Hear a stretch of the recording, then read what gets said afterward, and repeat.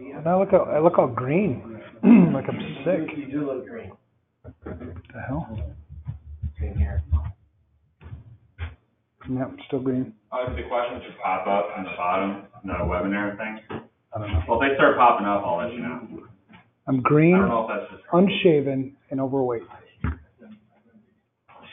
Shrek. Shrek. I'm the Shrek of security. That's sweet. What am I doing now? Oh, I'm sharing a screen. That's not what I want.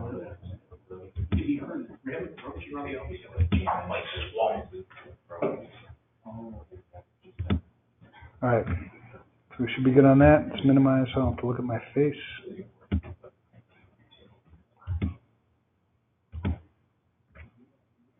We're good. Looking good online? Everybody's all right?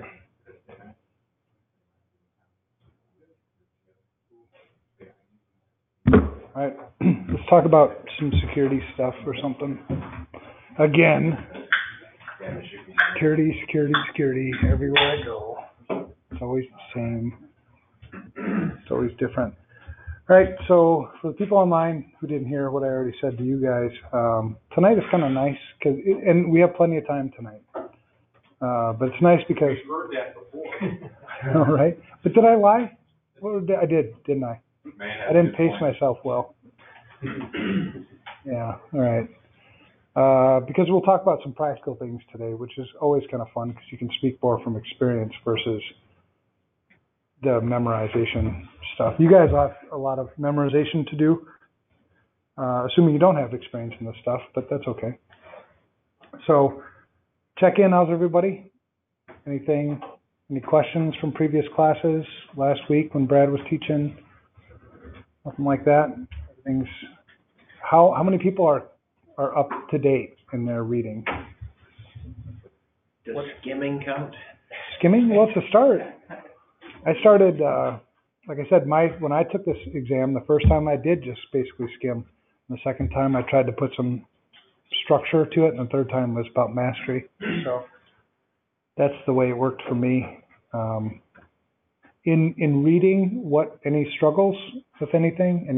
Any topic in particular or anything like that? Because we'll have that last class, which we're getting closer and closer to. That last class, we'll have some time for practice tests and just kind of summarization of everything. Michael started a new job in information security. He's loving it. He's all geeked out. Yeah. And he's all geeked out about it. Right? He was telling me, I know what port 443 is now because I saw it on the screen and, all that stuff. So that's really cool. I can remember those, it's exciting when you get kind of that new stuff. All right. Tonight we've got 100 slides. I actually deleted one, so now we have 99 slides. We're going to get through all of Chapter 7 today. Chapter 7 is a pretty short chapter. And then we'll get partially through Chapter 8. Like usual, we'll start with our quiz questions. What technique would raise the false acceptance rate and lower the false reject rate in a fingerprint scanning system? Decrease the amount of minutia. Remember, minutia are the points and the swirls and the mapping. We don't store the entire fingerprint. We store mathematical calculations that you supposedly can't reconstruct the fingerprint with. I know one of the things that Brad was talking about last week is, one of the bad things about biometrics, if it's not implemented well, is somebody steals my fingerprint, right? And now they can use my fingerprint. I can't change that. In most biometric systems, they don't actually store the image of the fingerprint. They store what's called the minutia. That's the points on the fingerprint that map it, that are unique to you, or unique enough to you, but you can't reconstruct the fingerprint with it, right? It's almost like a one-way hash for your fingerprint. So decrease the amount of minutia that is verified, increase the amount of minutia that's verified, lengthen the enrollment time or lower the throughput time. C and D have nothing to do with false accept or false reject rates. decrease the amount of minutia, right? It would make it a less accurate system, and we would accept more than we wanted to. That would increase the false accept rate. As a security person, we like, we'd rather increase the false reject rate, right? But then people get ticked off. A lot more calls to the help desk. A policy that states a user must have a business requirement to view data before attempting to do so is an example of enforcing what? Least privilege, need to know, rotation of duties, or separation of duties. Which one? B. B is correct. Yep. Need to know. That becomes a lot bigger deal when we talk about compartmentalization. Do you remember when we talked about compartmentalization? One of the things that I need in like a high security system is my clearance needs to be at or exceed the lowest object label, right? The next piece of that in that high security system is I need to have a need to know for all that data on the system, which is that formal access approval. So going back to what we learned, a long time ago, it applies here too. Server A trusts server B, server B trusts server C, server A therefore trusts server C. What term describes this trust relationship? Domain trust, forest trust, non-transitive trust, or transitive trust? D, that's a transitive trust, yep. Could be a domain trust and a forest trust as well, but those aren't the best answers. The best answer is the transitive trust. What protocol provides a common open protocol for interfacing and querying the directory service information provided by network operating systems using port 389 via TCP or UDP? CHAP, LDAP, PAP, or Radius? LDAP runs on port 389. That's also used for querying the directory service. We just talked about ports earlier. It's not on your list? 389 isn't there? I'm sure I put a star next to that one. Yeah, better. Which Kerberos, within Kerberos, which part is a single point of failure? The TGT, the ticket granting ticket, the realm, KDC, or the client server session key? This one's the KDC. Why is that the weak point? Do you remember why this is the weakest part of Kerberos? One if it goes down. Potentially, but another thing is the KDC stores these keys in clear text. That's the biggest problem with the KDC in a standard Kerberos implementation. Type 2. So somebody last week, I heard it when I was answering questions from my office. I loved it where you said type 2 far, right? Because it's farther than a type 1, 1 and 2. That's a great way to remember this one. So this one, the type 2 biometric is the FAR, the false accept rate. Cool.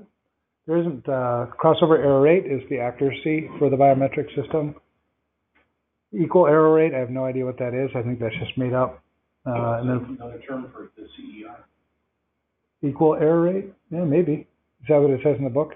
Okay. Yeah, I've never referred to it as equal error rate before. All right, that's it. Security assessment and testing, design, performing. This is kind of a fun domain for me because I actually do, a lot of this and kind of grew up doing a lot of this and still working. You're never like done working on methodologies. As soon as you feel like you've kind of got a good methodology, you just keep refining it and refining it. So this is, one part of the CISSP where I geek out a little bit. This is where we left off. So we only have two. There's a fly in here. Who's good at catching flies? Yeah, chopsticks. I got some chopsticks in my desk. So there's only two objectives today. Assessing access control and software testing methods. There's a lot of testable material in this short domain. So even though the domain is short, there's a lot of stuff in here to memorize. 329, if you're on the book or in the book. So unique terms and definitions. Dynamic testing. Dynamic and static testing are two different types of software testing. Dynamic testing is testing it while it's running. A lot of most I'd say pen testing that we do is dynamic testing. The system's up and running, it's operational, and we're testing the software that way. Static testing is the system's not running. Typically, we're looking at source code. We're doing a source code analysis. That's an example of static testing. Fuzzing is just throwing a bunch of malformed data at an application and see how it behaves. Right? Sometimes it'll crash. Sometimes it'll expose something, a vulnerability. There's a bunch of tools. As you'd expect, if you're going to throw all kinds of malformed data at an application, you'll want to automate that, right? So there is software tools that we use called fuzzers to do fuzzing. Penetration testing. The thing we get, this is such a, there's so many misconceptions about what penetration testing is versus vulnerability assessments or vulnerability scanning. Even today, we have people call us that say, hey, we need a penetration test. And oftentimes they don't even know what the hell a penetration test is, right? So my definition of a penetration test is there has to be some exploitation of a vulnerability, right? So identifying the vulnerability is what a vulnerability assessment is. Penetration testing is taking it the next step further, exploiting the vulnerability and actually getting into something, right? You're penetrating the defenses. Authorized attempt, yeah, authorized. We're going to talk about black hat, gray hat, and white hat. Black hats do it not authorized, right? We do it authorized, which also limits our ability to do some of the things that bad guys will do. Right? I have to ask permission to do things, and I have to operate within these boundaries, these ethical boundaries, whereas the bad guys don't. So we always have this gap between what we can test and what actually happens in the real world, right? That's just the way it is. So penetration testing, authorized attempt to break into an organization's physical or electronic perimeter. Doesn't necessarily have to be the perimeter. I mean, there's all kinds of things to attack in an environment, but that's what that is. Synthetic transactions. Synthetic is normal behavior, right? You're scripting a bunch of normal. Normally, you do synthetic transactions for load testing to see how much an application can handle before it crashes or before performance gets bad. You also use synthetic transactions to establish a baseline of normal operations for an application. So then if you see something deviate from the norm, it might be an indication of, an attack or something else. Any questions on those unique terms and definitions? All very applicable. Today we do all these kinds of things regularly. Assessment and testing. One of the things, you really shouldn't, people get tested out, people get assessed out, because I think a lot of times what happens is we'll do an assessment, or people will get in an assessment and they get told all the things that they don't do well, and then that's it. There's no next step. We call that taking people to the edge of the cliff and then leaving them hanging. There has to be some action after the assessment. So the assessment was one part, accurately determining, kind of where your system is, where your vulnerabilities are, where the risks are. But then it should be followed up with some type of an action plan, some type of a roadmap, some type of something I can do to fix this stuff. But that's why assessments nowadays kind of have a bad name in our industry, because I think too many times, plus they're kind of depressing, right? You just tell me all the stuff I do bad. You don't tell me any of the stuff I do well. It's really critical. Like when you hire, if any of you get a job, or if you are a CISO today, or you get a job as a CISO, here we do a lot of virtual Chief Information Security Officer work. I can't make any good recommendation on what this organization should do until I've assessed something, right? Until I've determined. Sometimes it's a formal assessment. Ideally, it's formal, so I can communicate that, get other people on the same page with me as we start to remediate some of the things. But I don't know how I can make any recommendation on where you should spend your next information security dollar if I don't know where to spend your next information security dollar, right?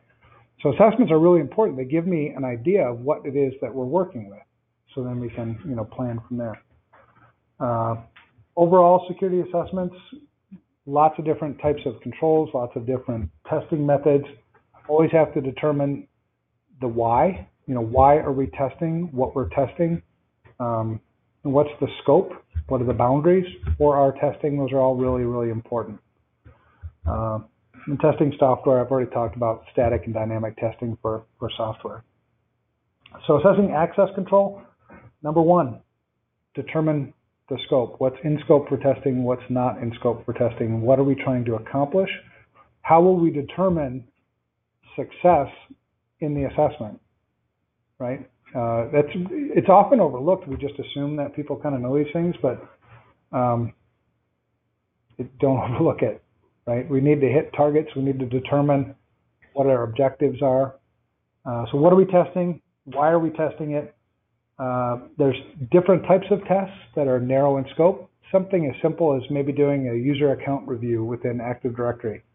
That's an audit / test / assessment versus doing one of the assessments that we often do a lot of, which are called the FISA assessment. It stands for Fiducial Information Security Assessment. It's a very broad, not incredibly deep assessment. All kinds of different assessments and scopes and all those things, but certainly nail down what the objective is and what the scope is before you assess anything. Penetration testing, lots of different types of penetration testing. Again, why? Why are we? That's one of the first things I ask all the time when people call, and I end up on the call. We need a penetration test. Why do you need a penetration test? Because everybody thinks they need a penetration test because it's cool, maybe, or maybe a regulator said they needed a penetration test, but whatever. Why do you need a penetration test? What are we trying to accomplish? And then determine, what our testing methodology will be. Things that we could test, and this is by no means all-inclusive. Network testing, trying to get in through the perimeter. Most people have a crunchy shell GUI center. Those types of tests, depending on what the boundaries are, depending on what we're permitted to test and not, it's almost, and a lot of penetration tests will just assume that we're already in the perimeter. Because given, the way in through, a phishing attack or something simple, it's usually 10, 15 minutes before we've already got a foothold into the system. So internet testing, depends on what we're testing, I suppose. Internal or DMZ testing, so that's, lateral movement within the network. What things can we do once we're in the network? That's a great test. Usually you do penetration tests after you've done vulnerability scans, right? Because it doesn't make sense for you to do a penetration test if you don't know what vulnerabilities you have. Because you probably have some vulnerabilities that are exposed that should be closed first, right? It's a progression in the types of testing you're doing. War dialing, anybody ever done war dialing before? These are all youngins. War dialing is not done very much anymore, but it used to be pretty funny. Just set up a computer to just dial through phone numbers, right? It start at, I don't know what our prefix is here, but 612, 474, the last 4 digits, and then it would just serialize, keep going up one by one until a modem would answer. And then it would log that a modem answered, or something mechanical, something, and then you'd have a log then of all the systems to go and take it to the next step, which would be to test authentication to see what you could do. But that's how we would do most war dialing. Wireless testing, war driving is something people do with wireless. There's also other types of wireless pen testing. Certainly trying to get into a wireless network due to, poor authentication potentially. There's other types of testing where we were given, access to the wireless network. Can we, pivot into, the internal network? Just all kinds of things. Physical pen tests are kind of fun. I used to do a lot of those, and all these you've got like stories that you can share, but you don't want to go too deep in these rabbit holes. But we now have Matt Finlay. Do you guys know who that is here at FRSecure? He's our head social engineer. He's like a little ninja, this guy. All kinds of sweet stories for his physical penetration tests. Joe, you've never met Matt? Okay. But oftentimes, like we've tested, Tested utilities before to see if we can get into, control rooms. We've tested, there was they made chemicals, a chemical plant. When you go through a physical penetration test, you do a lot of homework up front, right? You do a lot of surveillance to try to figure out what are the patterns, what do people normally do people go out to smoke, what are the weaknesses, and then you build what's called a pretext. So who am I going to act like? Do I want to go in as a building inspector, fire inspector? I have a tag in my desk. We made a fire inspector tag that we could use to get into a bank. Pest control is a great one to get into data centers. You walk in with a vial with a ugly-looking, crazy-looking spider in it, and then you ask the front desk receptionist or whoever's the first person, have you seen any of these around here? I've been sent by the building owner, assuming that this building is being leased. Oh, no, I haven't seen any of those. Do you have any places within this facility that give off a high amount of heat? Because these are cold-blooded animals. Data center closets, electrical rooms. Oh, yeah, we have a data center. All right, let's go inspect it. And so they usually call the IT person in, and then you go into the data center and you start lifting up tiles or looking around. And you're like, ooh, okay, I think I found them. Do you want to stay in here while I eradicate, or do you want to just wait outside? And then, I'll wait outside. Okay. That's a physical, right? Yeah, that's a physical penetration test example. So lots of those. Some of your pen tests simulate client-side attacks, server-side attacks, web application attacks, whatever. What are we testing? You got to be really specific, too.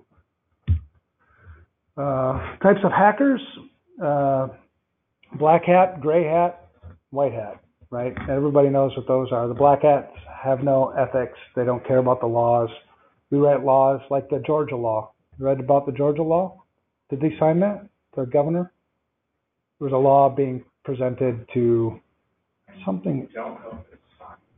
Okay, because there's a big pushback. I'm like, it's just going to hit the people that play by the law, right? Is Georgia going to have any success at all in subpoenaing records from China? Do you think the Russians give two craps about what the Georgia law says? But anyway, black hats are the bad guys. Gray hats are the guys. These are what the gray hats look like.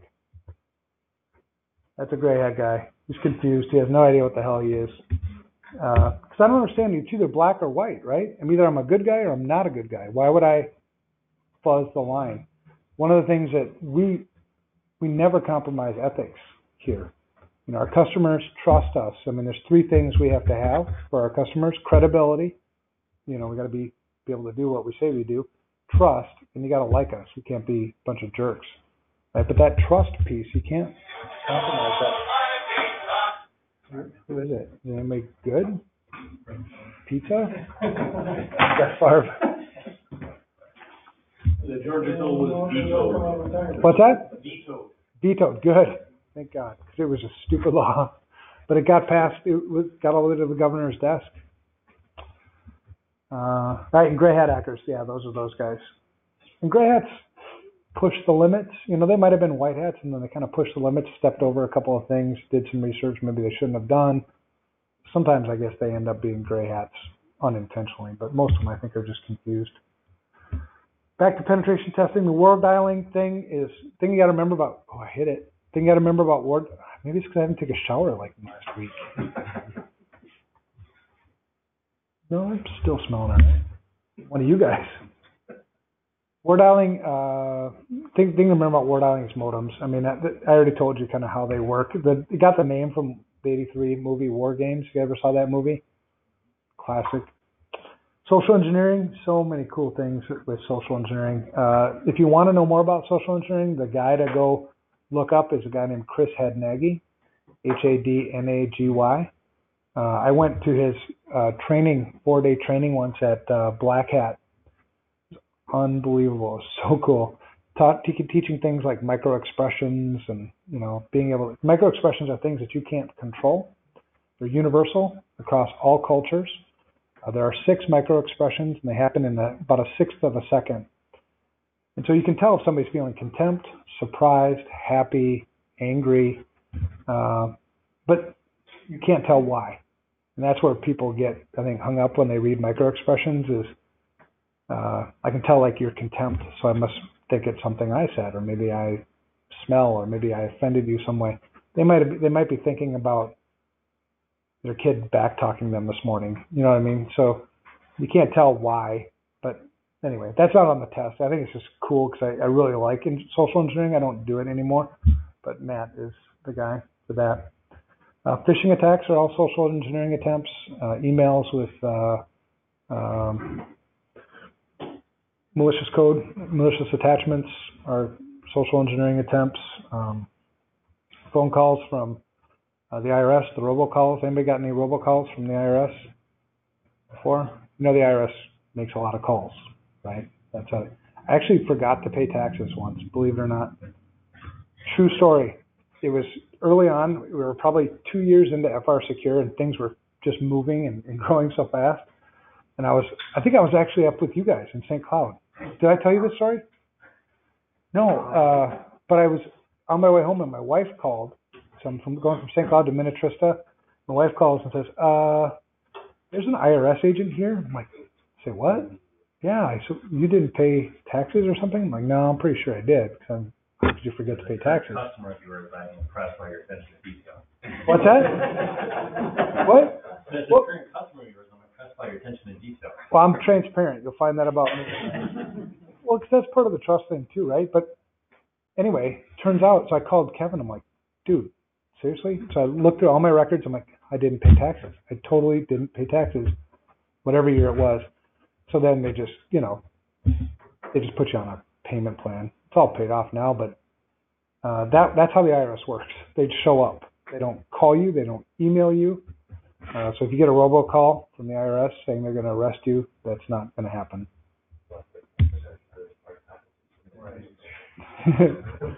There's war games. More war games. Oh yeah, don't trust me with your money. Nope, I'm not a good money guy. That's why we have a CFO, Kevin. What's that? Oh no, I don't handle the money. We have Kevin, he's the CFO. Yep.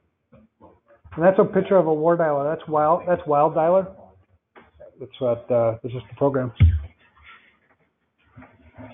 And dude, what is it? He who hasn't sinned cast the last stone or some crap like that, like first stone.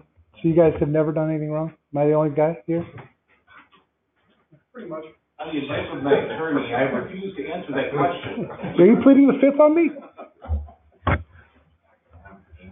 All right. These are different types of penetration tests. We don't normally use this language like this, but it's good for it is for the test. Zero knowledge, full knowledge, and partial knowledge. So zero knowledge is also known as black box testing. We don't know anything about you or your application potentially. There's a big emphasis on reconnaissance for zero knowledge testing. Full knowledge testing, we know everything. There's just this collaborative effort back and forth. The point isn't to really act like we're an attacker. It's to look for true weaknesses in the system, and then partial knowledge is something in between. Some penetration testing tools, Metasploit, Core Impact is a great tool. Anybody ever used Core Impact before? Super awesome tool, super expensive because it is really that cool. I mean, it's hack in a box, right? It's an application. You do a quick scan. It identifies the vulnerability. It's as easy as click the button to exploit the vulnerability, right? And then now it'll give you a console or something on that system, and then you can click pivot, and it'll find the next system. I mean, it's just so easy to use. You said it's expensive? Yeah. Yep. I think it's $30 on a dark web, right? Core Impact? I don't know. I'm not on the dark web. I'm not falling for your trap. I don't trust you guys anymore. I'm not telling you crap. I don't know nothing about you. But no, it's like, last time I quoted the price, it was like 60 grand for, what'd you say, 40? $40. No. Core Impact? Yeah. 40 bucks? I was just, Oh, on the I dark was web. branching out of his joke. Well, if I use your credit card number, it doesn't cost me a dime. These are expensive. What is Script Kiddie Grants? They're using open source stuff. Yeah, Metasploit, Kali Linux, which will be the next. That's a picture of Kali Linux. Anybody going for OSCP? Offensive Security Certified Professional. It's a pen testing certification, kind of the one. That's all based on Kali Linux. Offensive Security runs that. Is that the ethical hacker? Yep. Well, no. Certified Ethical Hacker comes from, crap, I can't remember their name. Shaka? Huh? Shaka? No. Jay Bavisi is the CEO, but I can't remember his damn company name. No. I see has one now. No, but that's not the one. That's not the Certified Ethical Hacker. The CEH is, he's Googling stuff. I can't remember who does it. But it's not that one. The CEH is good for kind of some theory stuff, but you know, the practical stuff is older in that one. OSCP, actually, you have a 24, you go through labs and then you have a 24-hour get these objectives on a real environment, and you have 24 hours to get enough points on the objectives and EC Council, there you go, and produce a report to pass that exam. It's actually pretty cool. But they all use Kali Linux. Penetration testers use the following methodology. Oftentimes that's true. Planning, that's determining what our objectives are, how are we going to measure success, all that stuff. Reconnaissance, don't overlook reconnaissance. Reconnaissance is looking for openly, publicly available information about your target before you do anything against the target. Right? So you're using, Google is a great place to find a bunch of information. Especially if a new developer with a company happens to post proprietary source code to a public developer forum asking for help to solve a problem. Yep, that's always helpful. Yep. So a good, crafty penetration tester is a master at the reconnaissance piece. Scanning, usually something like Nmap, some type of a port scanning tool is used in scanning. And every pen test is different than this. I don't want you to feel like we follow these same steps every time. But for the test, these are all good. Vulnerability assessment, that'd be using something like Nessus, OpenVAS, Qualys, Rapid7, lots of vulnerability scanners out there. And then finding the vulnerabilities, the easiest ones are the ones that have publicly available exploits. A lot of your vulnerability scanning tools will tell you which ones have publicly available exploits, and then you just go get the exploit, load it up, and run it. And then reporting. Black hat hackers typically follow the similar methodology, maybe. If you're a target, they'll follow something like this. If they're just looking, if they're opportunists, which is what most of them are, it'll be the scanning down, kind of piece. And they won't be writing reports probably either. But it would be great. Send me a report. Actually, the first time I ever got hacked was a SQL injection attack at Jask Software, where all the attacker did from Romania, all he did was deface our website and then sent me an email telling me how I did it and how to close the hole. I learned so much. Yeah, but that's what it used to be back in like the mid 90s, right? It was more just kind of researchy stuff. Now everything's money driven.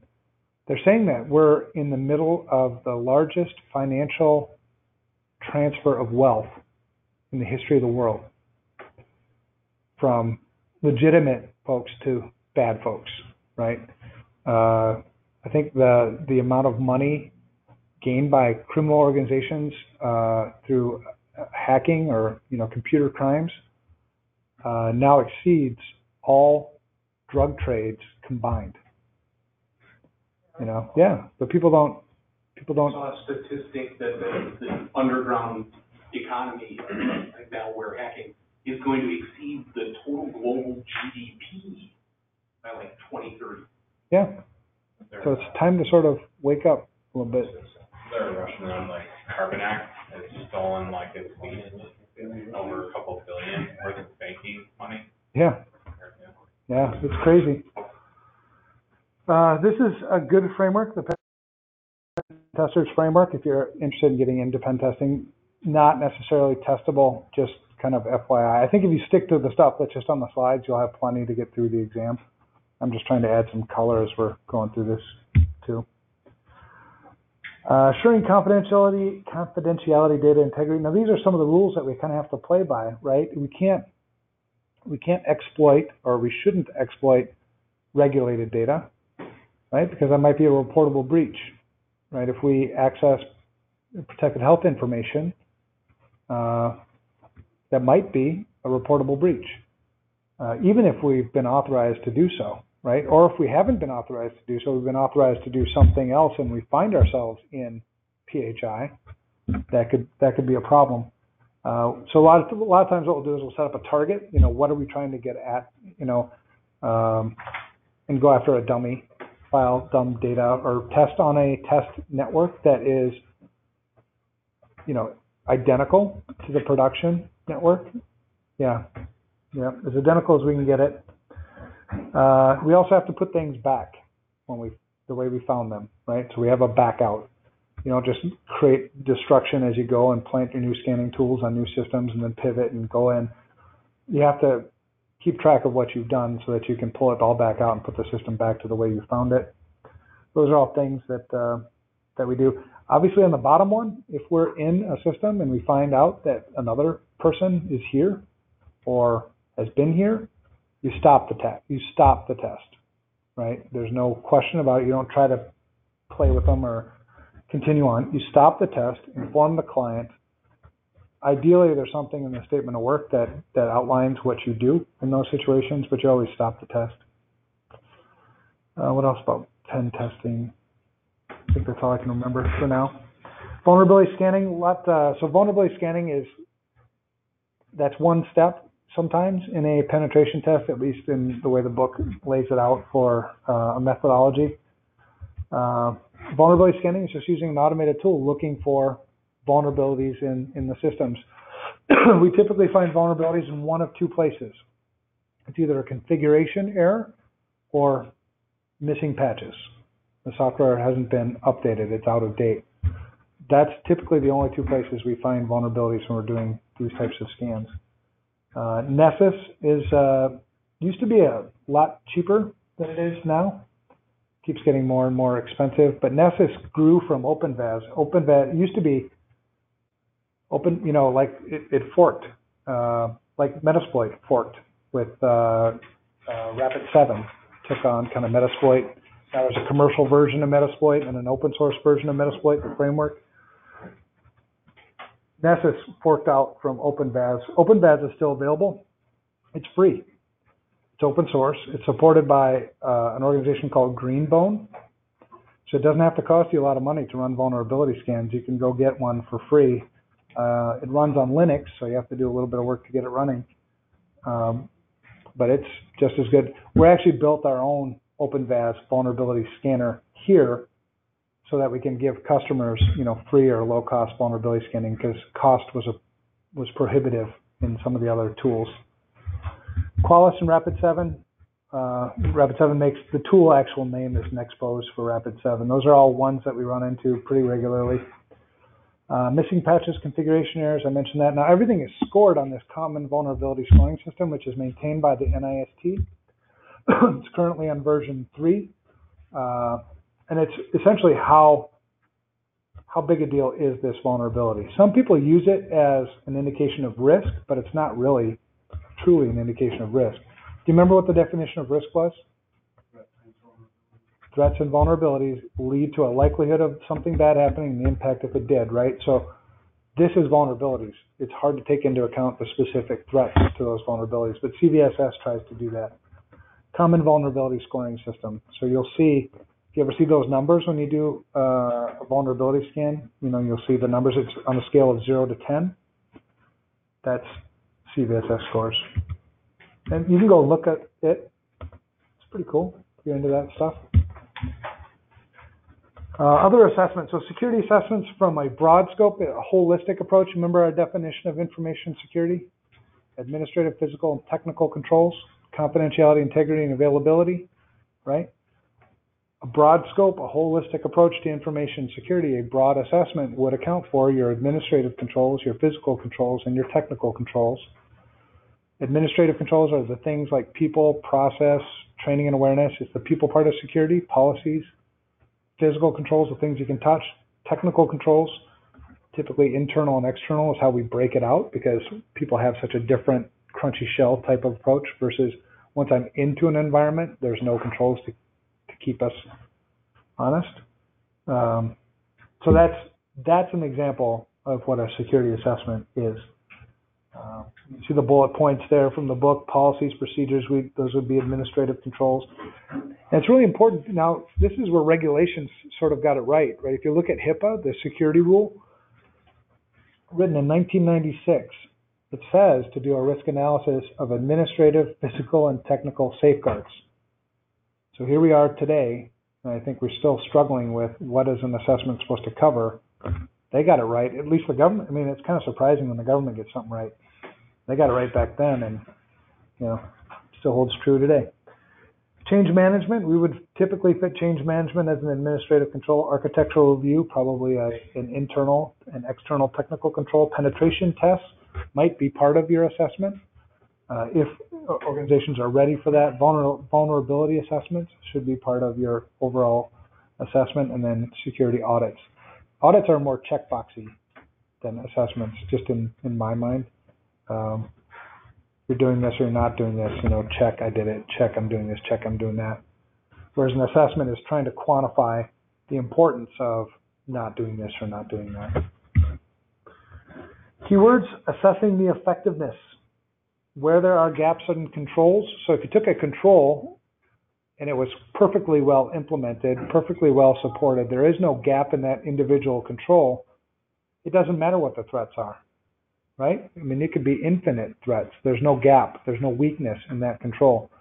And then the other way around, if I have complete absence of control and no threats, again, there's no risk. You have to have a vulnerability and a threat to have a risk. So where there are gaps in controls, a weakness or vulnerability, what are the applicable threats? That's the challenge.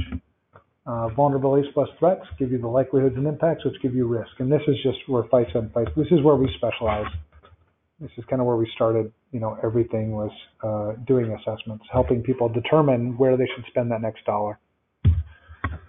So administrative controls, we've talked about. Physical controls, we've talked about. And technical controls, we've talked about. There's FISA. If you haven't seen it before, this isn't a salesy thing. It's just that's an example of one. There are multiple different types of assessments that you can do. This is just the one that we do. All right. Internal audit and third-party audits. Internal audit. Any of you guys have an internal audit function? Internal audit team that goes around and does internal audits. Ever not gotten along with those people before? I had a project one time out in New York, and it was an expensive project, and all my job was to figure out how internal audit and information security could get along. They were fighting all the time. One of the big things that they couldn't, for some reason, they couldn't understand was the difference between a structured audit and an unstructured audit. Right? A structured audit has an external audience. So I want to be careful. I sort of don't want findings in a structured audit, right? Because regulators will see that, the board might see that, whatever. The audience is external. So I test that differently, right? That's a different type of audit than a structured or an unstructured audit, where really I want you to find stuff because the stuff that you find is going to make me better, right? So those two different types of audits I've seen so many times lead to so much. They should almost like start before the audit. Is this a structured audit or an unstructured audit? And if it's a structured audit, then this is the way we're going to approach it because we want to coach you along during the audit so that there are no findings. It's not that we're lying in our audit. It's a cooperative approach. Whereas an unstructured audit, it's like I want you to find as much stuff as you can so that I can get budget to fix the stuff, and two, I can get better. Anyway, third-party audits, experts, hopefully, adds credibility. I don't know if you've ever been a consultant before. But a lot of times we get called to do an assessment, and then we go give a presentation to the board, and we're telling them the same thing that their CISO has been telling them for years, and then they're like, yeah, we should do that. And the CISO's like, seriously?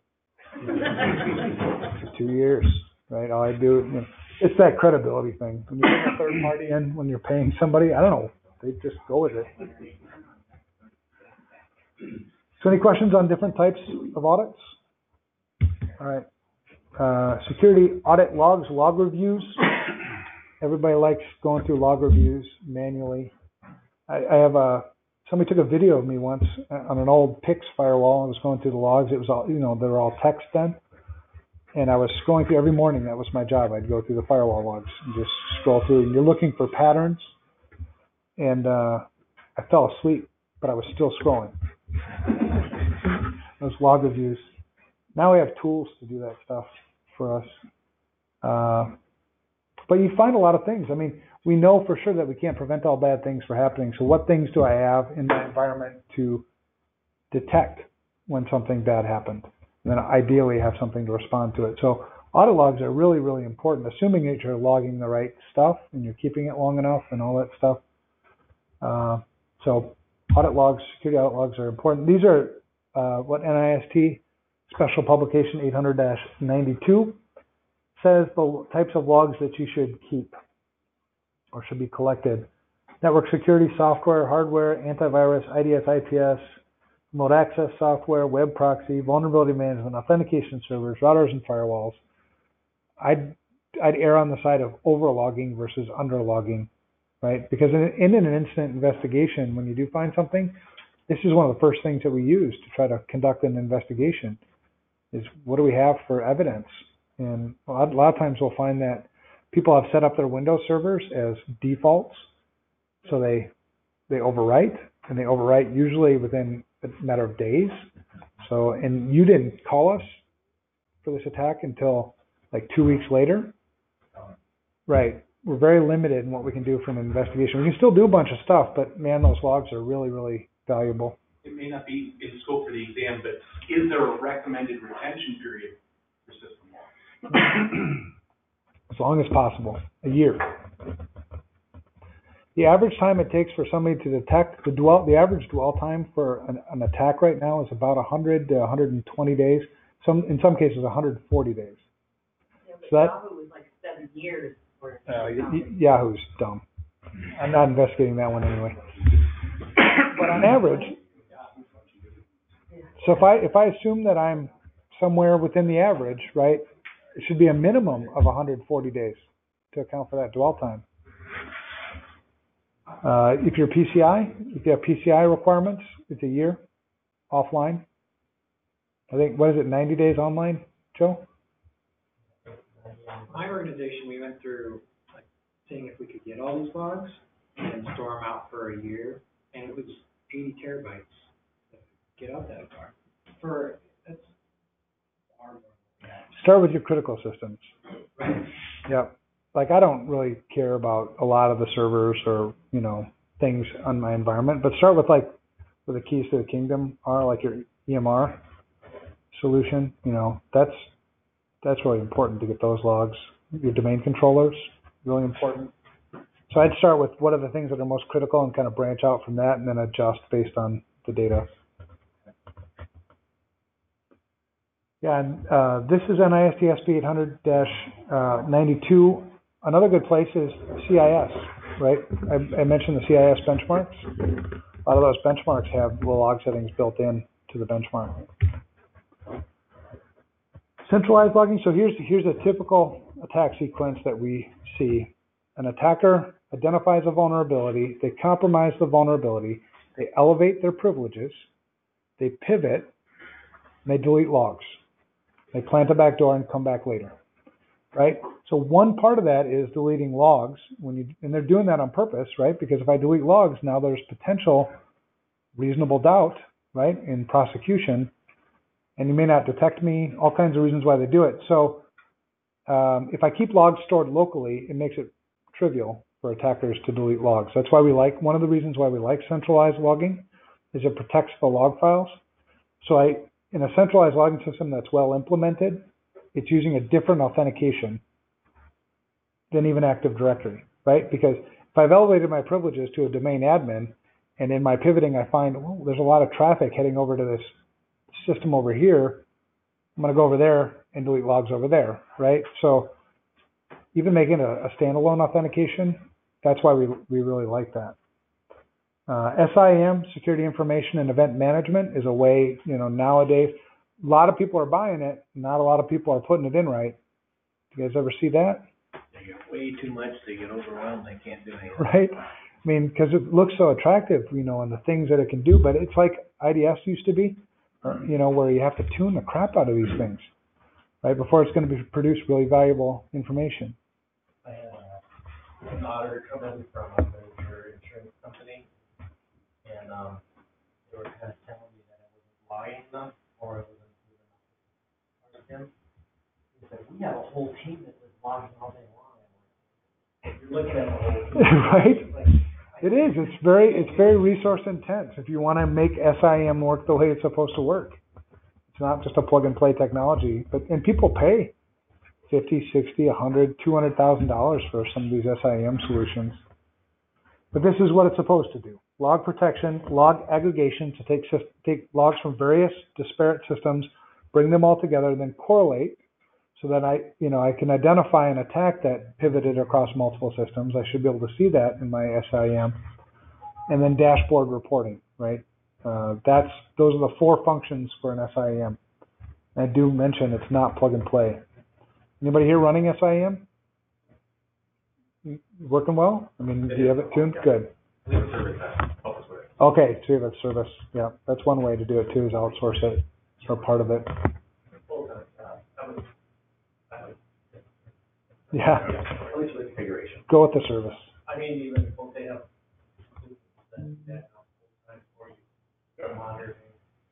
One other big service offering today that's really popular is MDR, Managed Detection and Response. A lot of that, a lot of it, it's a no-brainer. Yeah, yep, as long as it's done well, right? Yeah, MDR is big right now. Outsource SOC, sometimes they call it, or SOC as a service, kind of all bundled into one thing. They give you your top 10 every week. Here, go fix this stuff.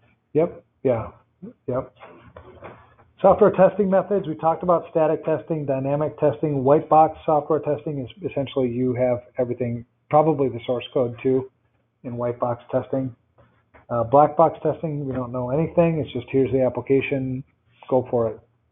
Traceability Matrix is to trace or map the capabilities of the software to the requirements that were defined typically by the owner or the primary user of the system. That's just a traceability matrix. Fuzzing we've talked about already. Thing to remember about combinatorial software testing is all unique combinations are tested of inputs. That's so it might be fuzzing, it might be some synthetic testing. Every combination possible is a combinatorial. It's the most time intense and the most I guess best test. I mean, your best chances of finding something with that one. Software testing method, we've beat the crap out of this. Here's some static code testing tools. Typically looking for bugs in the software, looking through the source code. Most of the time you use tools for this, right? Rarely do. And this isn't like a peer review either, because things that we don't, and we'll get to this when we get to class 11. We talk about different ways to develop software. The one thing about peer reviews is sometimes your peers are coding the same way you are, so they're coding the same mistakes that you're coding. So that's why, tools like this or having a third party, go through your source code is a good idea. Veracode is probably one of the leaders. Anyway, just tools that you can use for that. This is an example of a traceability matrix, sometimes called a requirements traceability matrix. And it's just tracing what was this software supposed to do to its capabilities that it can actually do it. That's a traceability matrix. Synthetic transactions we've talked about already. Normal activities with synthetic. There's no attempt to evade anything here. It's just Users typically do these things, and so you script those things, and that's the kind of testing. A lot of synthetic transactions happen in QA. If you've got a QA process in your software development team, they're doing a lot of synthetic transactions, trying to establish those baselines, performance tests, all that kind of stuff. Different types of tests. This is all testable. Unit testing is taking a portion of or a function of the software and testing it as opposed to the entire software program. Installation testing is testing the installation. Integration testing is testing how different components within the application integrate with each other to form the overall system. Regression testing is after I've installed updates or patches to the software, does it still work the way it's intended? That's regression testing. And then acceptance testing is always done by the owner. They sign off that, okay, the software is doing the way it's supposed to do, we're done here, that kind of stuff. Or the customer. I call it owner because sometimes the customer is internal or external. Any questions on the different testing methods? I would assume that you'll see a question or two out of this.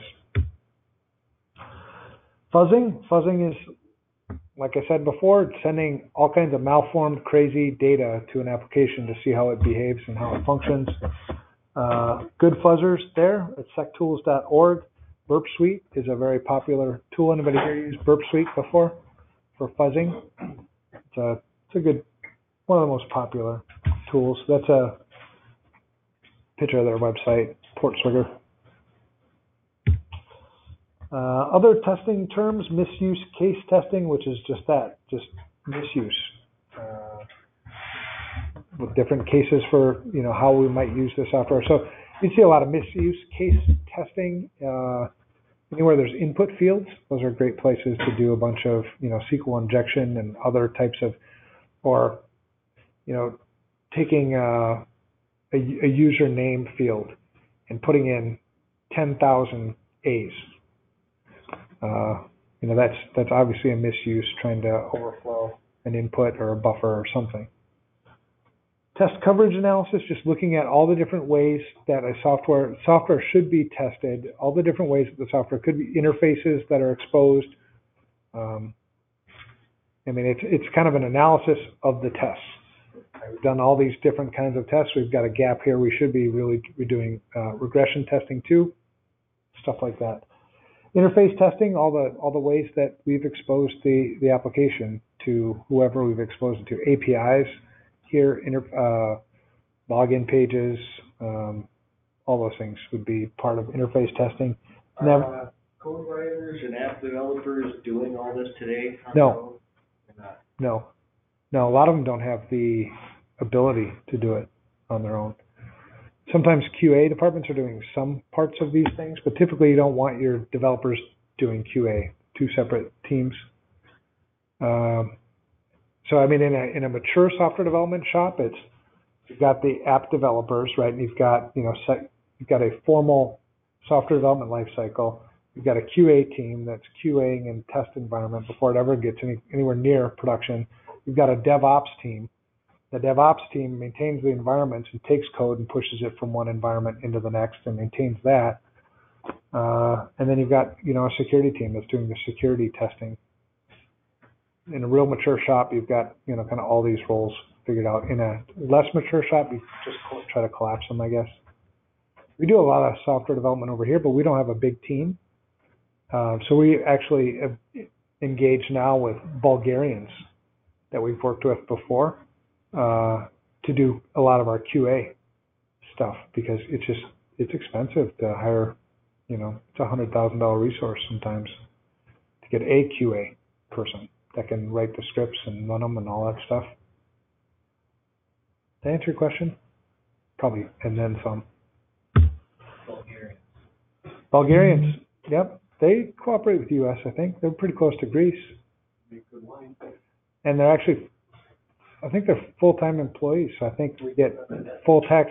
Speaking of taxes, IRS, I think it's full tax write-off to go visit them in Bulgaria because they are employees, not contractors, I think. Well-known vacation destination. Bulgaria? Don't they have something there? Sofia, that's a pretty place, right? Just don't go there very often. But you can drive to Greece from there. Yeah. All right, we're done with that. Not to hope. Don't be getting your hopes up.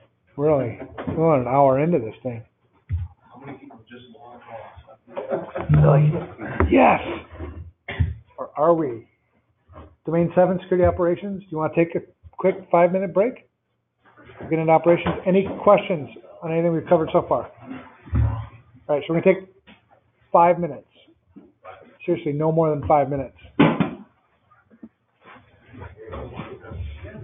And I'm going to leave my workstation unlocked. Can I trust you, Andrew? Can you? Can I? Come on. Joe, I can trust you. I will help you. What? Mute?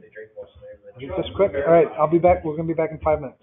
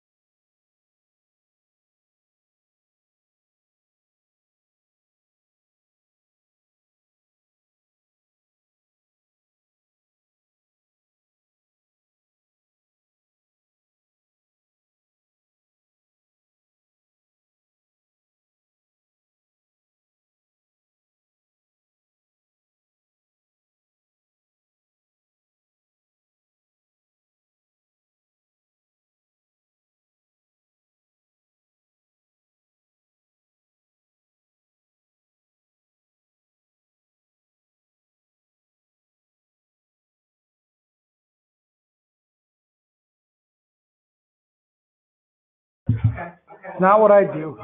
So, I'm not a. Yeah. You never had that first piece to begin with. I think This thing was follow another couple or two into the restaurant. He was in there. All right.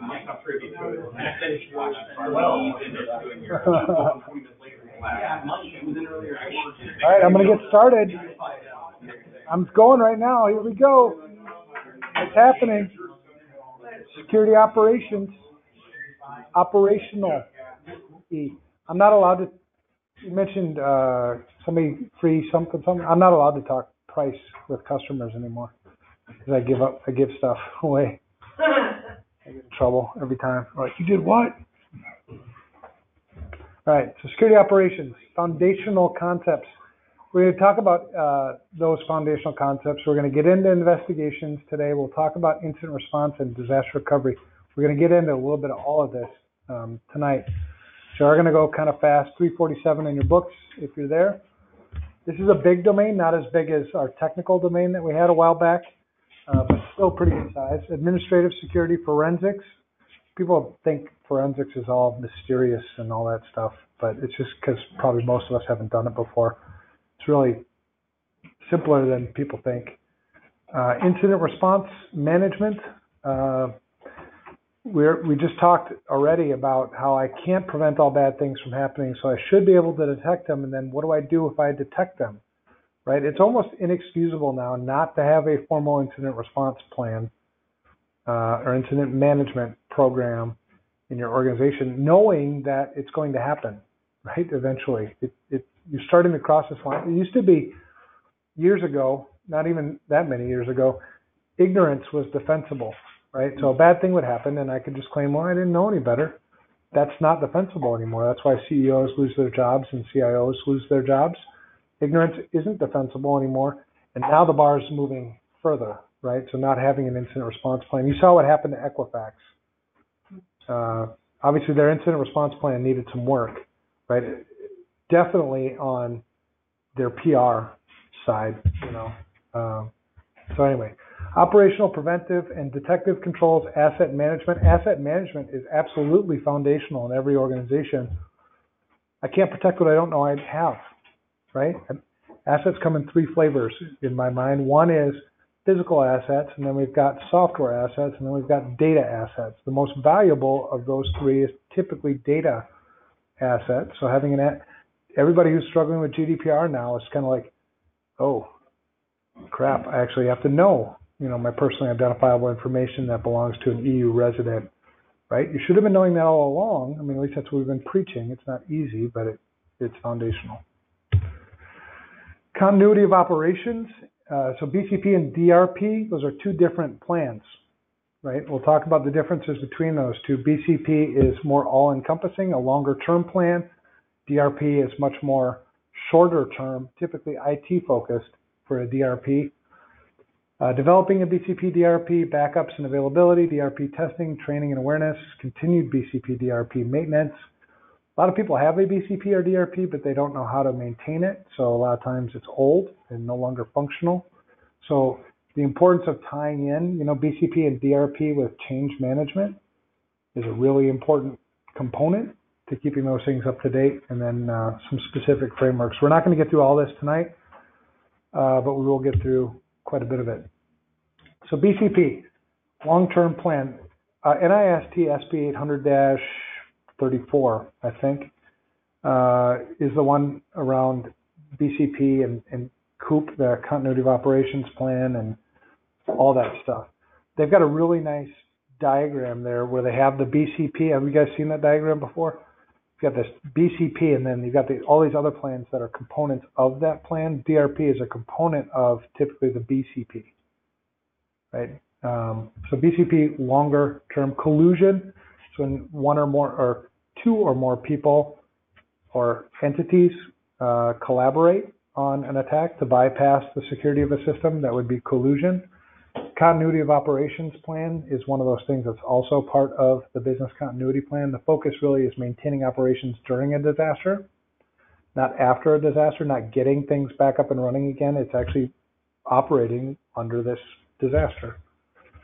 The disaster if you're going to write or have a BCP or a DRP, you need to define what a disaster is, who can declare a disaster, because not everybody thinks the same thing when you talk about a disaster. In this case, for the book, a disruptive event interrupts normal system operations, and I would add a time frame to that. I'd add some type of more. Same thing with incidents, right? What's an incident versus what's an event, right? Two different things. And it may be obvious to you as a CISO or as a security person, but it's not obvious to the normal people. So, that's why we document these things so everybody can refer to it. DRP, short-term plan, typically IT focused. Mean time between failures is how long I can expect something to run before it's going to fail on average. Anything with moving parts has typically been tested by somebody, the manufacturer, and so it's got a mean time between failure. Probably documented somewhere in a manual, usually. Mean time to repair, how long does it take to get a system back up and running or repaired? Mirroring, we've talked about, well, we haven't talked about it here, but for those of you who have with IT backgrounds, you understand what mirroring is. It's basically duplicating something on one system onto another system. In this case, it's usually disks with RAID, which is redundant array of inexpensive disks. It's funny because when RAID first came out, there was no disks that were inexpensive. They were all super expensive, but now disks are cheap. Redundant array of inexpensive disks, that's what RAID stands for. So it's a redundancy piece or a high availability piece to make sure that the system, because that's a moving part in a lot of computer systems still, unless you're using an SSD or something. But it's to protect against a disk failure. Moving parts are the things that fail the most in computers. And then striping. Striping is just writing, either striping the data across the drives. And so if one drive fails, I can rebuild with what was written across. That would be striping with parity. So, we'll get into all that stuff. But you'll need to know this stuff for the exam. You will. You'll need to know RAID 0, RAID 1, RAID 5, and then combinations. You won't necessarily need to know 3 or 4. 3's 3?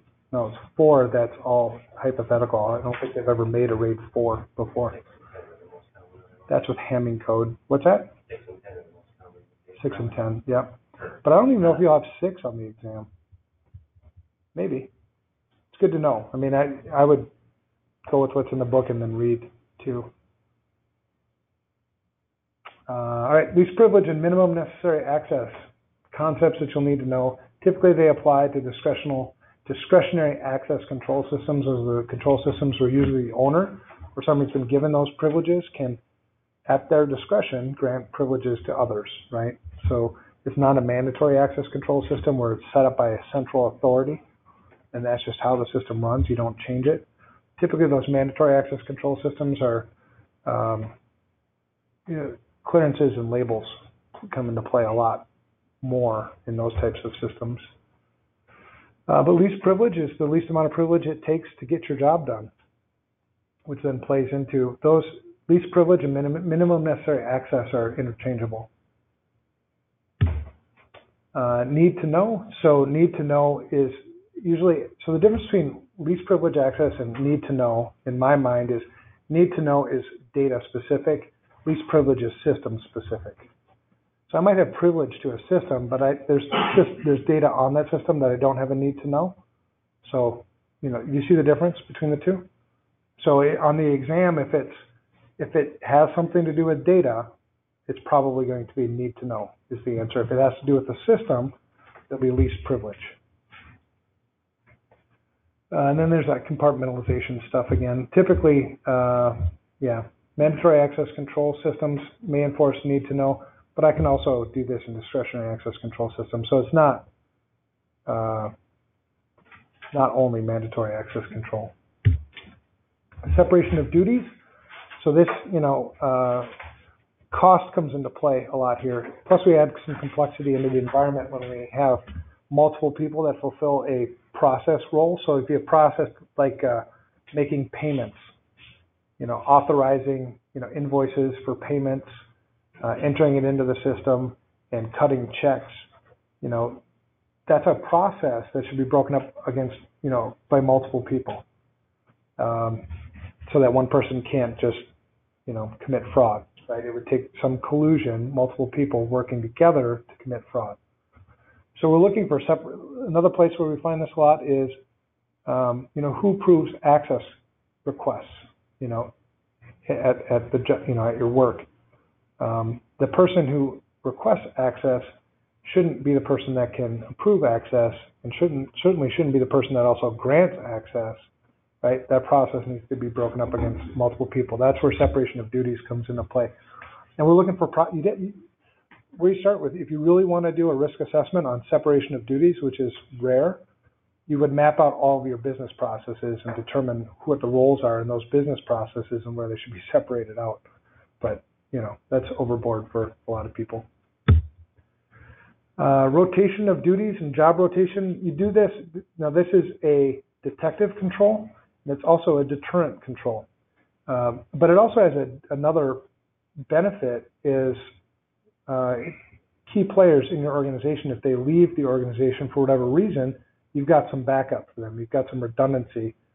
Some people say hit by the bus. I'm more of a positive guy, so I say win the lottery, right? So somebody wins the lottery. So that's an additional thing. Now, the theory is if I put somebody else in your job, they're more likely to find something that you may have been doing wrong or you may have been doing fraudulently, right? And so as you rotate these jobs, but then you get the other benefit. Now, it costs money, right, to have additional people, bench strength. These people just, you know, so that's why it's not often implemented in smaller organizations. But it is a control that you can put in place. Mandatory leave and forced vacation, same concepts apply. This could be a detective control or it could be a deterrent control. Like, I'm going to be less likely to commit fraud if I know I have a forced vacation where somebody else is going to fulfill my job for some period of time. And actually, you find a lot of fraud in doing this. Like, if you suspect, you know, maybe a bookkeeper or somebody is maybe doing things they shouldn't be doing, send them on a mandatory vacation and conduct an investigation while they're on vacation. You'll find out a lot, right? And that's where they find a lot of these fraudulent activities in smaller companies, actually. Non-disclosure agreements, this gets all legally, but this is just an agreement that whatever you learn here is going to stay here. And, you know, sometimes it's used interchangeably with a confidentiality agreement. Every jurisdiction is different on the enforceability of non-disclosure agreements. I don't put a lot of stock in non-disclosure agreements because most people don't read them, and I'm not sure. Some states are more employee-friendly and some states are more employer-friendly, so, you know, consult a lawyer before you go through the NDA. But it can be a deterrent control if you use it correctly. They also call it a directive control. Background checks. Background checks are a point in time. It tells me about your past, but it doesn't tell me anything about your future, typically, right? So, you know, every bank, I mean, we still run into banks that don't do background checks, believe it or not. But background checks, criminal background checks, there's a lot of this is outsourced now, but it's not just criminal background checks, it's licensure checks. You know, are they actually licensed to do the things, you know, like in a doctor? Do they driver's license checks if they drive, credit checks if they work with money, reference checks, you know, if character is an issue or, you know, they're in kind of that kind of role. There's all kinds of checks you can do with background checks. But they should be done, in a lot of places, they should be done regularly, right? And they should be done because that's a good deterrent control too. If I know that you're going to be doing background checks on me every year, I might be less likely to be stupid. Or if I am stupid, I'll leave before the next background check comes around, right? And for the record, I've had numerous background checks, passed them all so far, but actually a lot of FBI checks. But you brought up a good point though about vendors. Vendors should have background checks. A lot of people don't account for that. right? So does FRSecure do background checks? And if so, can you have some of those records to see what, all that stuff is, really important. Because anytime you let somebody into your environment, you're trusting that they aren't going to screw you over. So we do background checks, certainly. Privilege monitoring, privileged accounts that administrator accounts that have, privileges that exceed that of normal users are higher risk accounts. So if you're going to go, start implementing a logging and monitoring strategy, this would be a great place to start versus, if logging activities of all users is too much, in terms of data storage or whatever, start with privileged user accounts. And don't forget about your service accounts that have interactive login capabilities. You see a lot of attacks that happen because normally people never change those passwords. They don't change service account passwords. And if they have an interactive login, which means that you can log in as a human being with that service account, that's a big exposure that a lot of people don't think about. Digital forensics. So forensics, when you get called, now everybody wants forensics. Everybody wants attribution. You ever heard about you know what attribution is? Usually one of the first things we want, okay, what do we want to achieve in an incident response? We ask that same question like with any project. The customer calls, says, whatever happened. All right, what is the objective? What do we want to do? Where are you at now? And oftentimes, we want to know who did this. Okay, we don't really want to know who did this because one, it's super expensive, and two, what are you going to do if you knew? Right? I mean, you're not going to be able to do probably anything. Even I dealt with $400 some odd thousand of lost money at a nonprofit. It was a mental health, not yours. Yours is a mental health facility, right? Right. Yeah, this is a different one. Is yours for-profit or nonprofit? For-profit. For-profit. Okay, this was nonprofit. So, but they, it got to a point. Well, actually, a lot of them go like this. You get to a point where it's like they want to recoup their money, right? So attribution actually makes sense in this case, but we got to a point where I couldn't get records. Right? It needed to have a subpoena. It means I need to get law enforcement involved now. So then you call law enforcement. FBI is not going to touch it because it's not big enough, not impactful enough. So you have to call local law enforcement. And it was crazy because they had to explain to them every single thing. Make this call, ask them this, get this. Anyway, the whole investigation went to crap because law enforcement didn't have any idea what to do with it. It was a local small town. This is already probably at least 10 years ago, but was working with someone, they had financial fraud on their account, and it was, under $1,000. Happened, the IP could be traced back to Orange County, California. Contact Orange County Sheriff. They said, sorry, it's below $50,000. We're not even going to investigate. Yeah, that's us local law enforcement who was saying that. It's just crazy. Well, in this case, it was local law enforcement, and we had traced it back to IP addresses that were, as far as we could tell, were local to the same place where they were all Comcast IP addresses that geolocation showed that they were in the same town.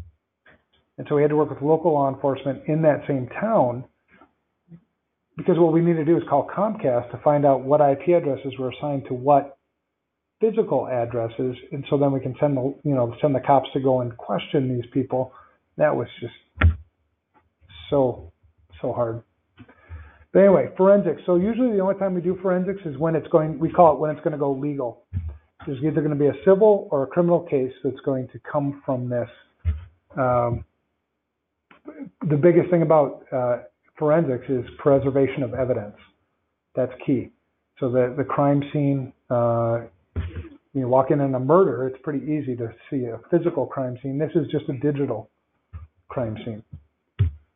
So there's evidence, on the computers, in the files, in memory, somewhere in Slack space, somewhere of what took place, and you just have to go and analyze that. The traditional way, if you destroy evidence, you're going to potentially destroy its admissibility in court, because if you're going to go against opposing counsel, two things that they're going to attack right away. One is going to be the credibility of the evidence, and the two is usually the timeline.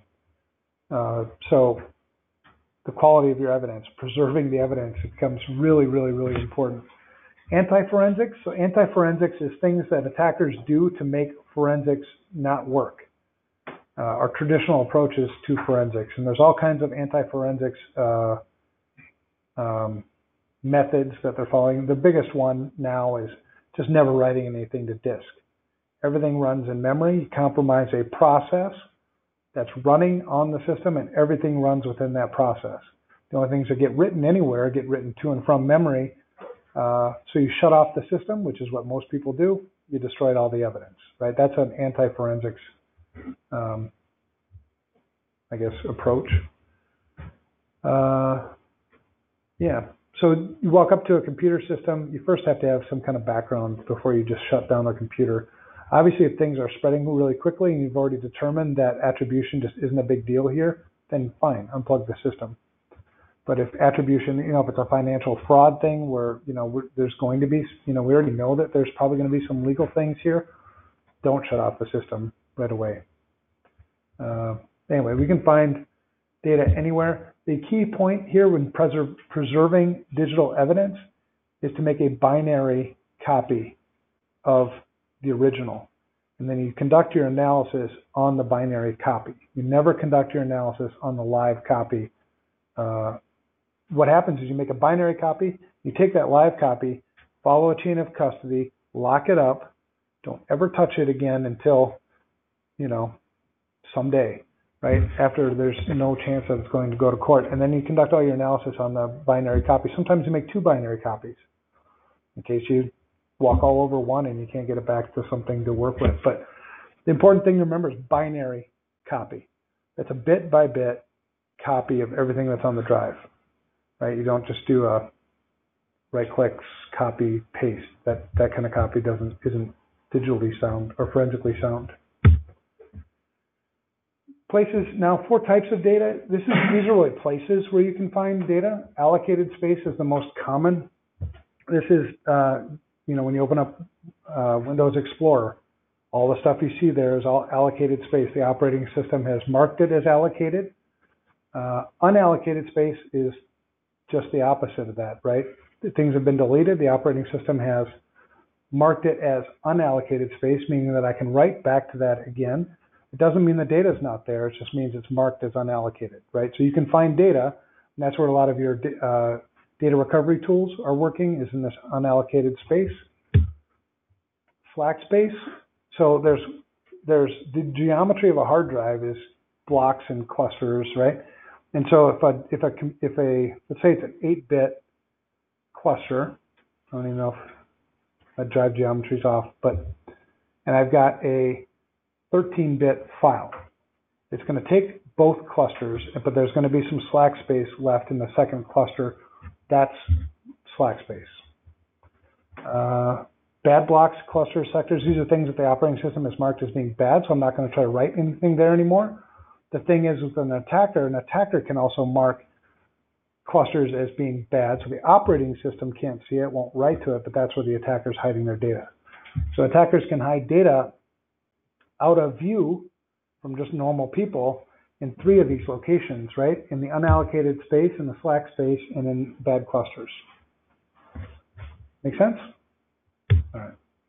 And you'll have, if you're going to do forensics, you'll be using forensics tools that will be able to search all these places. You don't have to you don't have to get an electron microscope and look at that's what Kroll does.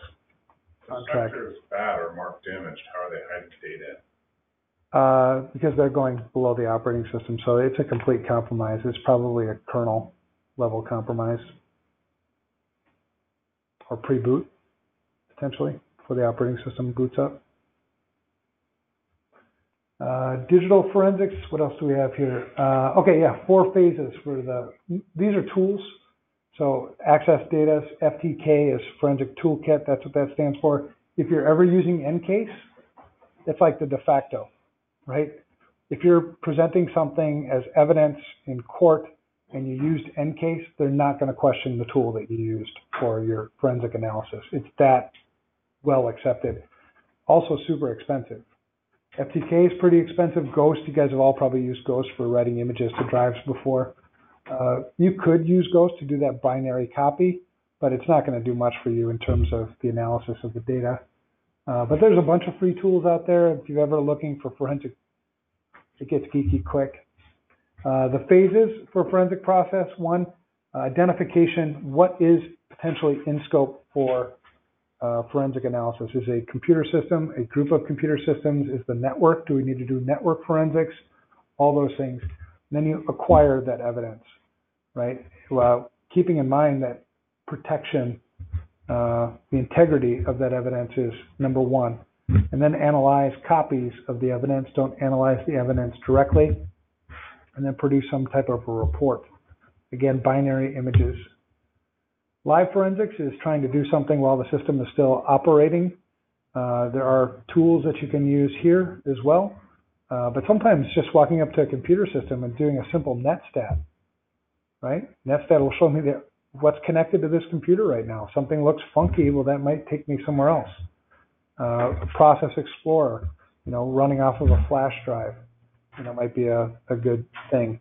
If you do need to do any operations on a live, on the original system, you just have to document everything that you did on the original system.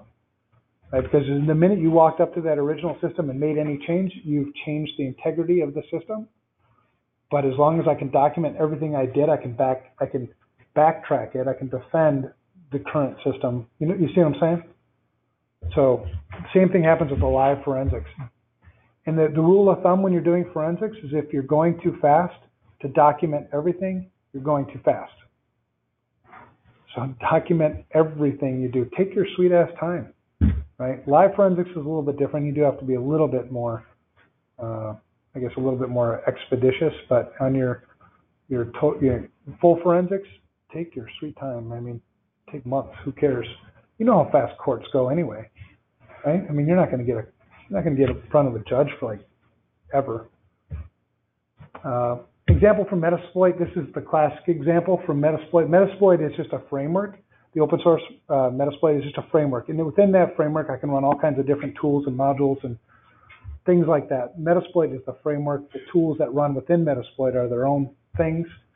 And one of those that's here is Meterpreter, which is kind of a Swiss Army knife type of tool. You can do all kinds of things with Meterpreter. One of the cool things you can do with Meterpreter is have it run completely within a process in memory and never write anything to the drive. And this is just an example that is in the book. Pass the hash is one of the things. Pass the hash would mean I capture password hashes and I pass those for authentication. That's just a simple. Meterpreter is a good tool for that. You can dump the registry, all kinds of stuff. Just some examples of what you can do with Meterpreter. Basically, own everything you want.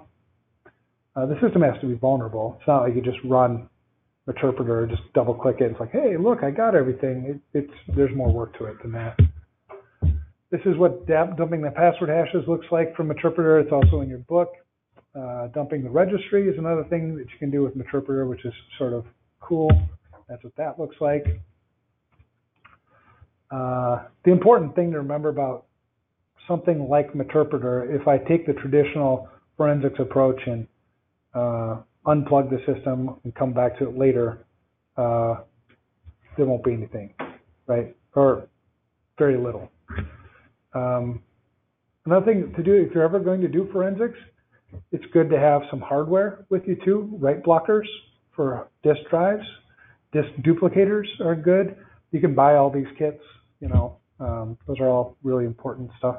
If you're ever going to go down this route, probably don't want to. It'll get weird quick.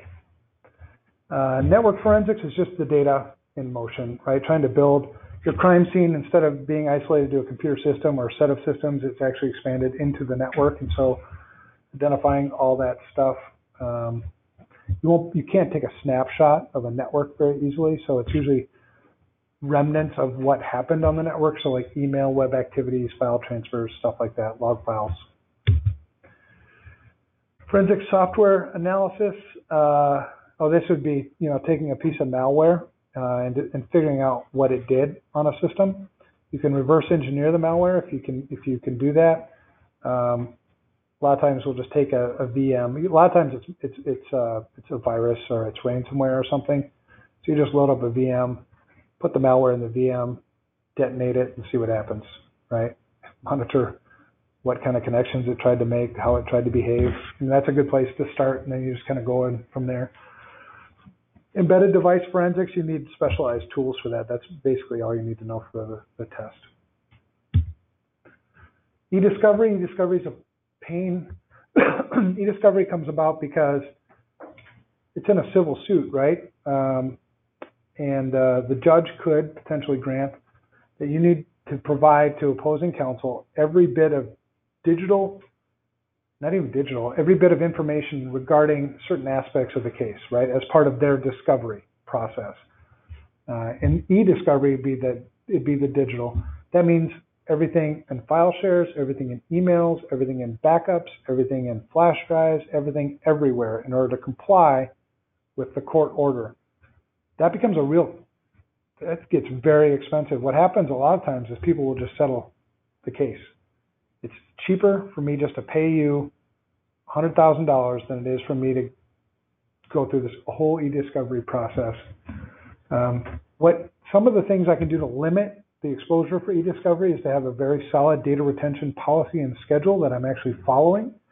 Then I can demonstrate that to the court. So if I'm only keeping data for 6 months or whatever on this specific type of data, then I only have to go back 6 months. I don't have to go through every backup drive for eternity for that. So e-discovery, usually you'll get somebody who specializes in e-discovery, right? Kroll does that too. Kroll on track. It's expensive. Incident response management. So every organization, not just the people you read about, every organization faces incidents, including FRSecure. We employ human beings, right? We make mistakes just like everybody else. I'll give you an example. We've been in business for 10 years.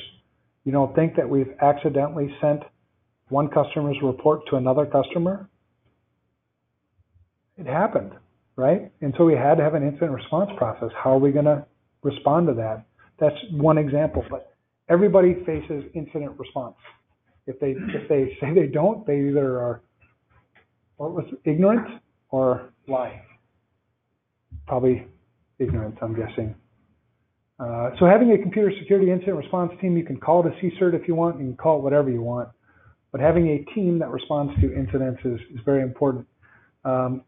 Really the goal of incident response is to get the organization back to running normally at the least amount of cost, right? And the cost might come in the form of downtime, the cost might come in the form of consulting time, might come in the form of legal costs, whatever. Business is in business to make money, so get the business back to making money as quickly as possible. Methodology, step 0, preparation, having an incident response plan. People stumble on this one because I think it has to be perfect right out of the gate. Just start with one. Refine it as you go. At least if you've made a best effort, it's more defensible than not having anything at all. Determining what an event is and what an incident is, what are the inputs into our incident response plan or program, and then what are we going to do with various types of incidents, and who's going to do it, and when are they going to do it, who's going to own the incident. All those things need to be defined in an incident response plan. Detection, these are the things that we're going to use to feed into the incident. These are inputs. So if you were to diagram this out, you've got your incident management plan, you got all these arrows pointing into it. People are great incident detectors. So training them on who are they supposed to call? Are they supposed to call a help desk, a service desk, a security? Who do they call to report incidents? We want to hear those. And then we usually reward them for doing that, right? Because a lot of times people are scared to report incidents for fear that they might get I don't want to report that I fell for a phishing attack, because we just had a company last week. Over 700 people in their organization fell for the phishing attack. Holy balls. right? That's a pretty interesting incident. But people, man, incent them to come and tell us about incidents, because they'll bridge the gap between what our computer systems tell us and what we observe normally, as security people. Emphasis on detective controls, containment, getting your arms around the incident, doing some analysis of what is this incident, what does this particular, incident do, what's in scope, how do we get our arms around it? Like 700 people who gave up their passwords. How do you get our arms around that? How are we going to contain it? We also have to do some level, we're starting at this point to do some root cause analysis. We're trying to figure out, backtrack this, because eventually we're going to get the system back to normal. The last thing you want to do is do that without a root cause analysis and end up having to redo it again. I've had one company that got infected with ransomware, had great backups offline, restored things from backup, 2 hours later, infected with ransomware, right? They restored from backup, 2 hours later, infected with ransomware. It's like, oh, and then they called us. Like, yeah, we can't figure it out. I'm like, oh, they're either in there or we're still allowing them to come in there. Turns out they had RDP open on their Exchange server, right? With single factor, that's where the attacker was sitting. So it was important to get that root cause analysis instead of going through like 4 or 6 hours of restoration. But anyway, containment, getting your hands around, kind of what's going on. You'll be doing some part of investigation at this point. Eradication, this is where I have to have root cause analysis determined before I get them out, before I lock things down. And recovery, getting things back up to where they're supposed to be, and we increase monitoring at this point, just in case. And then reporting. We need to let management know what took place. If there's one of the first things I ask too in an incident response is who else knows about this, right? Is this contained to a team, contained to 1 or 2 individuals? Is it the entire company knows? Does the public know? Does the news know? Because your reporting is going to be different depending on kind of who knows. But management certainly should know what took place. It's a great, who's that, Rahm Emanuel? I'm not a Democrat or a Republican or anything, so I'm just not going to tell you my political leanings. But isn't it Rahm Emanuel who said that never let a crisis go to waste or something like that? Is that him that said that? Somebody did. Some politician said that. But incidents actually are great ways to get some budget dollars for that thing you've been fighting to get. Hey, maybe we should invest in that DLP solution I've been telling you about for the last 3 years. All right, NAICS public, this is a great, if you're new to incident response, great one to refer to. What we still refer to this often, even in incident response plans that we've created from scratch, because at the back in one of the appendices is like 10, I think, somewhere between 6 to 10 different scenarios that you can do for tabletop exercises for walking through with your incident response team. That's good stuff. Here's the methodology, the 8-step in the book. So this is what you'll want to memorize. If the book is calling for it, this is what it is. Preparation, detection, response, mitigation, reporting. I don't know why we're reporting before we do recovery and remediation, but this is what the book says. So report, recovery, remediation. You actually have communication protocols usually built in your incident response plan too, like who you can talk to, when you can talk to them, if the news does call, who's going to say what. You have to have a single point of contact. I don't know if you've ever been anybody ever been in an incident response, like kind of a hairy one, where people are like running around and all kinds of different messages are going out. It's like, oh, one person makes the call. One person, if the news calls, one person communicates with the news, not anybody else. All that stuff is really important. Some of the things to do for preparation, policies, procedures, some training, assembling the incident response team, testing, all those things. Classification, impact, checklist. I'll show you, this is just one that you can have for free. We give this one away because it's the first 4 steps of any incident response is really pretty easy. It's even open source. I mean, you can have this, do with it what you want. But these are the first 4 steps, right? Step 1, step 2, and anybody can do this. We've even got who owns the dang thing. Like who needs to be notified of what type of incident? What's the SLA? How soon do they need to respond? Give an answer and acknowledge receipt. And then you train on this stuff, right? This is all just normal preparation stuff. You need to classify your incidents. Go simple. We don't have to get crazy here. High, medium, and low. If it's high, the IRT, the incident response team, and it's a formal response, which means we need to document everything that we do in a high severity incident. Same with mediums. The only thing with mediums is we don't have to let the IRT know. We don't have to assemble the whole team in a medium severity incident. And low severity incidents, the help desk can handle that, right? Those are your typical, one computer got infected with a virus or something. We still have a log of it. And you just use something like this, right? You like to take subjectivity out. People make really crappy decisions in an incident, right? So just take that out. So all I have to do is say, okay, it's that. Because I don't know what classification is. I can't remember, how to classify stuff. All right, that's a high severity incident. It even turned red for you, right? So this is preparation stuff. But you also use it in the incident. You see what I'm saying about preparation? Preparation is really, really important. And you guys can have this if you want it. I mean, it's super easy. Yeah, I'll give it to you. It's out there somewhere. I think it's on your website. It's on our website, but I can email it to you too. But it's just these simple 4 first steps, right? Nobody has to freak out about it. There's a rule around here that if you see me freak out about it, it's time to freak out. So I don't freak out about much. And I've been in a lot of incidents. I mean, the Target breach, that whole special litigation crap, Blue Cross Blue Shield, I mean, there's a lot of stuff. And I think if you just maintain your cool, right, think it through, don't get emotional. Emotions typically in an incident don't lead to very good decision making. All right, anyway, preparation, detection, all the inputs. Events and incidents are 2 different things, and you saw in that tool I just showed you, it's defined. Now, if you don't like the definition, choose your own, but it's defined. I think it's over here somewhere. Events and incidents are different, right? Events can be incidents, but they're not necessarily an incident, Anyway, response, containment, step by step, what we're going to do. Classification and severity, that's already built in. Make that stuff just simple.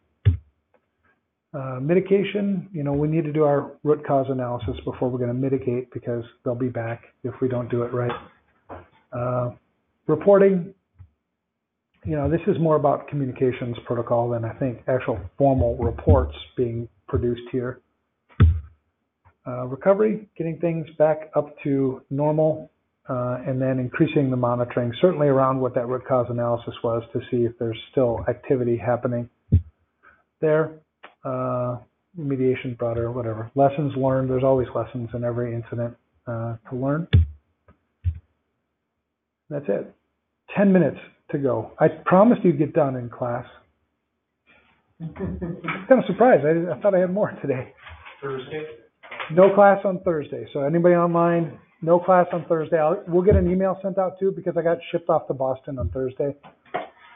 And Brad is actually teaching he's teaching a boot camp in Elk River right now. But Tuesday, we will pick back up. Did you guys all get copies of the slides?